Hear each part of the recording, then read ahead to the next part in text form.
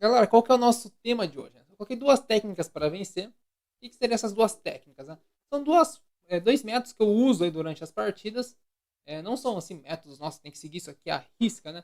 Mas é uma coisa que eu identifico nas posições e uso isso para conseguir resolver ou entender que tem tática na posição. O que eu vejo como uma grande dificuldade dos jogadores?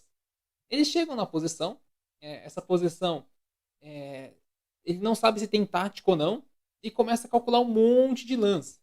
Então eu acho que é muito legal quando você tem alguns indícios de tática na posição. Por exemplo, eu olho aqui para a posição, e essa aqui, por exemplo, foi a primeira partida do speedrun. Quem assistiu o speedrun já vai bater o olho e ver o lance, né? Acredito. Ou se você conhece o tema também vai ver. E quando você olha uma posição dessa, o que acontece? Você pode olhar, simplesmente pensar dama captura dama e pronto. Ou você pode pensar em temas. Eu não quero assim pensar, nossa, aqui tem um desvio, aqui tem um ataque descoberto. Não. Tem uma outra forma de você começar a pegar alguns indícios na posição que tem tática nela. Então, por exemplo, nessa posição aqui, o que acontece? Se você olhar para o rei adversário, o rei lá em E8, você vai perceber que ele tem uma situação de sobrecarga. O que é uma sobrecarga no xadrez? E esse vai ser o nosso primeiro tema de hoje.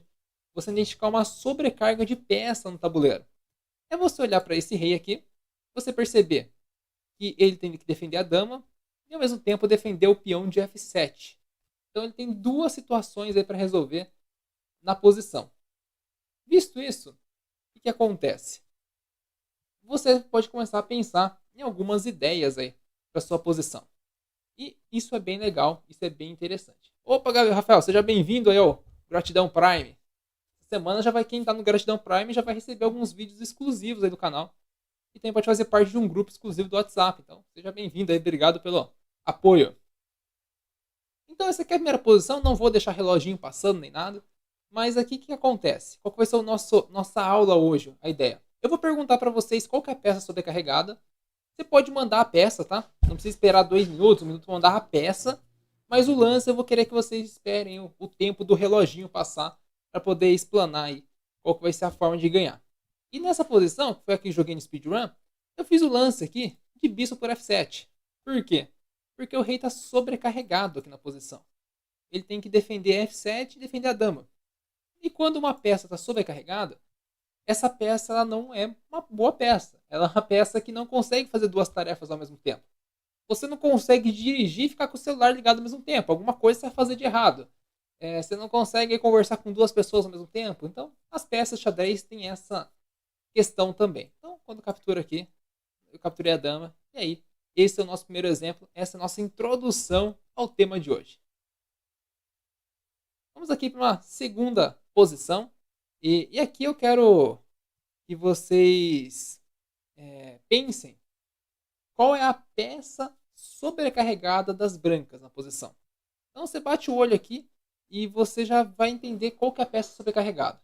O que é uma peça sobrecarregada? É uma peça que faz duas funções. Ou ela defende duas peças, ou ela defende uma peça e um mate, ou ela defende duas casas de mate. Isso é uma peça sobrecarregada no xadrez. Nessa posição, vocês já identificaram a peça? Pode mandar o nome da peça, não precisa esperar tempo não. Mas agora, depois que identificar a peça, pode mandar, mas eu vou deixar aqui 2 minutinhos para você pensar em qual lance agora para conseguir essa peça aí.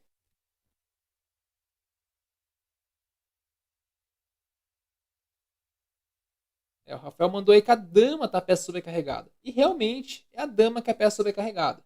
Então, quando você identifica uma peça sobrecarregada, você vai começar a ter algumas ideias com ela. Por exemplo, essa dama ela defende o bispo e defende um cavalo. Então, além disso, é claro, ela defende esse peão, esse cavalo também, né? Mas principalmente essas duas peças aqui que estão sendo atacadas, né? Esse bispo ataca aqui, o cavalo ataca aqui. Pensando quando você identifica a peça sobrecarregada, você começa a pensar em lances com ela. Então, por exemplo, eu posso pensar aqui em capturar o cavalo ou capturar o bispo. Então, eu quero que você considere as duas linhas, capturando o cavalo, capturando o bispo e ver como que a posição iria fluir aí.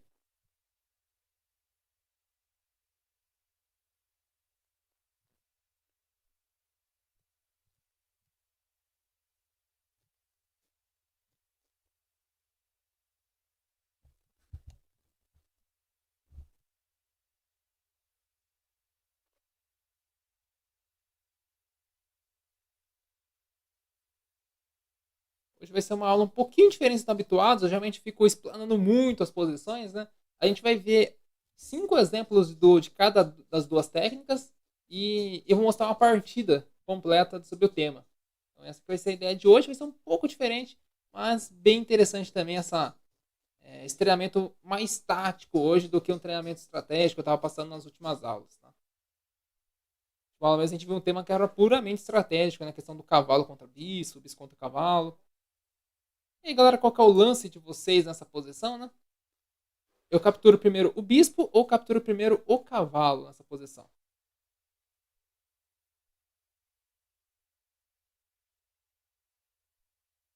Aqui tem duas linhas, né? É legal calcular ela completa, né? Alguns vai estar tranquilo esse primeiro exemplo, depois vai ficando um pouquinho mais difícil.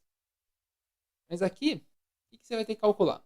Primeiramente, se eu fizer cavalo por cavalo, ele não é obrigado a tomar de dama aqui.